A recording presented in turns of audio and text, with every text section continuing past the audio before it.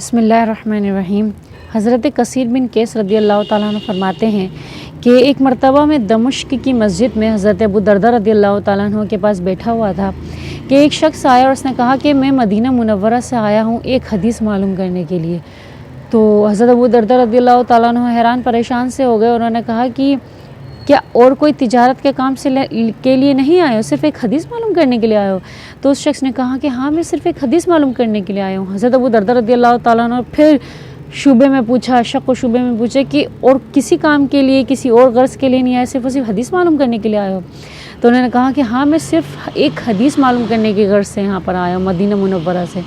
تب حضرت ابو دردہ رضی اللہ تعالیٰ عنہ نے ارشاد فرمایا کہ میں نے حضور اقدس صلی اللہ علیہ وسلم سے سنا ہے کہ جو شخص علم حاصل کرنے کا رستہ چنتا ہے، رستہ اختیار کرتا ہے، اللہ تعالیٰ اس رستے کو جنت کے لیے سہل فرما دیتے ہیں، یعنی آسان فرما دیتے ہیں، اور فرشتے اس طالب علم کی خوشنودی کے لیے اپنے پر بچھا دیتے ہیں، اللہ اکبر، اور آسمان والے اس طالب علم کے لیے استغفار کرتے رہتے ہیں، یہاں تک کہ آج سمندر کی مچھلیاں اس طالب علم کے لیے استغفار کرتی رہتی ہیں، اللہ اکبر۔ اور یہ بھی نبی کریم صلی اللہ علیہ وسلم نے ارشاد فرمایا کہ عالم انبیاء علیہ الصلوۃ والسلام کے وارث ہیں، کیونکہ انبیاء علیہ الصلوۃ والسلام جتنے بھی آئے ہیں 1,24,000، انہوں نے دینار یا درہم کو اپنی وراثت نہیں بنایا، اپنا وارث نہیں بنایا، انہوں نے علم والوں کو اپنا وارث بنایا۔ سبحان اللہ، علم حاصل کرنا ایک بہت بڑی دولت ہے۔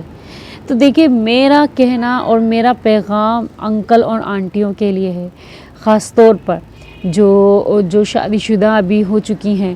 میرا پیغام ان آنٹی انکل، خالہ ماموں، آنٹی انکل تھوڑا سا وہ لگتا ہے، خالہ ماموں کہنا زیادہ اچھا لگتا ہے، تو جو مجھے دیکھ رہی ہیں بزرگ آنٹی یا بڑی عمر کی جو انکل آنٹی جو خالہ ہیں مجھے دیکھ رہی ہیں، ان کے لیے میرا یہ پیغام ہے کہ آپ لوگوں نے قرآن پاک کو یقیناً تجوید کے ساتھ نہیں پڑھا ہوا، کیونکہ میرے خاندان میں ہی میرے والدہ بھی انہوں نے تجوید کے ساتھ قرآن پاک کو نہیں پڑھا ہوا تھا، وہ بھی اب پڑھ رہی ہیں، سیکھ رہی ہیں، ماشاءاللہ ماشاءاللہ، خود ہی کمپیوٹر کے ذریعے جو ہے نا وہ آن لائن قرآن پاک سیکھ رہی ہیں۔ تو میرا کہنے کا صرف اور صرف یہ مقصد ہے کہ آپ علم کو حاصل کریں، آپ مدرسہ جائیں، ٹھیک ہے، آپ یا پھر جو انکل ہیں وہ مسجد جا سکتے ہیں، وہ بھی مدرسہ جا سکتے ہیں، تاکہ جو ہے وہ قرآن پاک کو اپنے تجوید کے ساتھ پڑھ سکیں۔ دیکھیں، اگر ہم قرآن پاک کی کوئی آیت پڑھتے ہیں نا، اور اگر اس کا زبر زیر پیش اوپر نیچے ہوتا ہے، اگر ہم تجوید نہیں کرتے، گنہ نہیں کرتے، ساکت سکون نہیں کرتے ہیں، ساکت نہیں کرتے ہیں، سکتہ نہیں کرتے،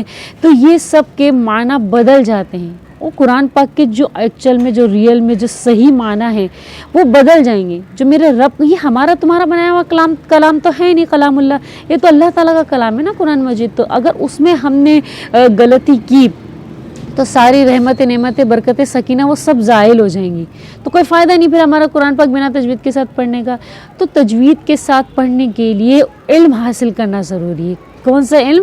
قرآن پاک کا علم، یعنی کہ ہمیں تجوید کے ساتھ پڑھنا ضروری ہے۔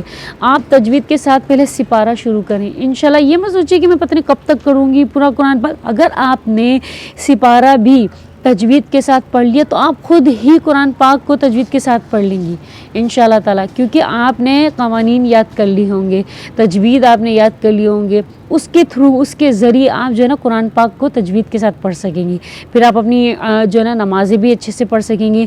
اب جو ہے نا رمضان میں آنے والے ہم سب قرآن پاک شروع کریں گے نا، تو پھر وہ قرآن پاک بھی تو ہمیں پڑھنا ہے، تو اس سے پہلے نا قرآن پاک کو درست فرما لیں جتنا ہو سکے۔ دیکھیں، اللہ تعالیٰ نے جگہ جگہ پہ ہمارے لیے، ہماری آسانی کے لیے وہ کہتے ہیں نا بمپر پرائزز چھوڑے ہیں اللہ تعالیٰ نے، کہ یہ کرو گے تو نہیں، کہ یہ کرو گے تو ثواب، یہ کرو گے تو ثواب، یہ کرو گے تو یہ بونس۔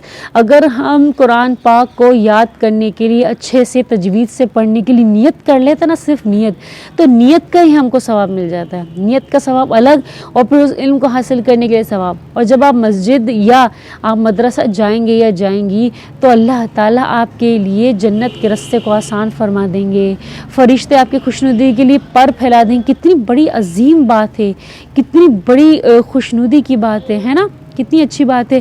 اور پھر جو فرشتے ہیں، جو آسمان والے ہیں، وہ استغفار کرتے رہیں گے، یہاں تک کہ سمندر کی مچھلیاں بھی آپ کے لیے استغفار کریں گے۔ دیکھیں، وہ تو بے گناہ ہیں، ان کا استغفار کرنا کتنا زبردست اور کتنا قابل قبول ہوگا. ہم تو کتنے گنہگار ہیں, ہمارا استغفار کرنا پتہ نہیں قابل قبول ہوتا بھی ہوگا اللہ کے نزدیک کہ نہیں ہوتا ہوگا.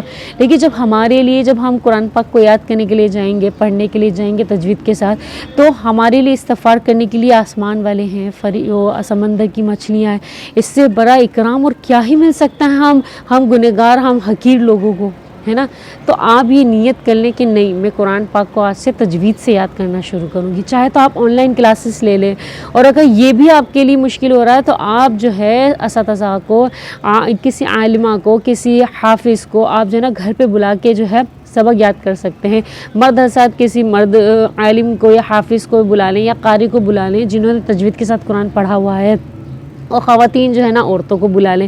دیکھیں کتنے ساری لڑکیاں, بچیاں اور لڑکے یہ جو ہے نا علم حاصل کر کے فراغت ہو رہی ہے, ہر سال ہوتی ہے فراغت, تو ان کو اپنے علم کو وسیع کرنے کے لیے چاہیے نا, اسٹوڈنٹس چاہیے, طالب علم چاہیے, تو آپ جو ہے نا ان کو موقع دیں. اور آپ خود بھی, سب سے بڑی بات ہے, آپ خود کا تجوید سے قرآن پاک درست ہوگا تو یہ کتنی اچھی بات ہوگی. اللہ تعالی ہم سب کو علم حاصل کرنا اور اس پہ عمل کرنے کی توفیق عطا فرمائے. آمین ثم آمین. اور دوسری بات یہ کہ جب آپ یہ پڑھ رہے ہوں گے نا, جیسے قرآن پاک یاد کرنے کے لیے, تجوید پڑھنے کے لیے جا رہے ہوں گے, تو آپ جو ہے نا ان سے پھر مسنون دعائیں بھی یاد کریں, ٹھیک ہے نا. 40 دعائیں جو ہیں مسنون دعائیں جتنی بھی آپ انہیں یاد کریں, اور نا 40 آپ جو ہے نا حدیثیں بھی یاد کر لیں, جتنی بھی ہو سکے حدیث بھی یاد کرنے کی کوشش کریں. تو یہ جو ہے نا علم حاصل کرنے کی جو ہے نا آپ راستے پہ چل پڑیں گے, اور طالب علم کی فہرست میں آپ کہلائیں گے, اور آپ علماء کرام اور انبیاء علیہ الصلوۃ والسلام کے وارث کہلائیں گے.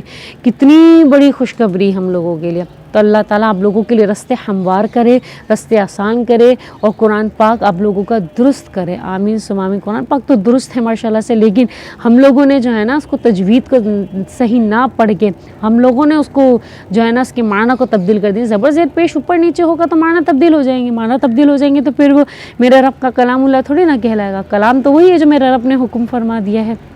اللہ تعالیٰ ہم سب کو ہدایت عطا فرمائے. جزاکم اللہ خیرا, احسن الجزاء فی الدارین.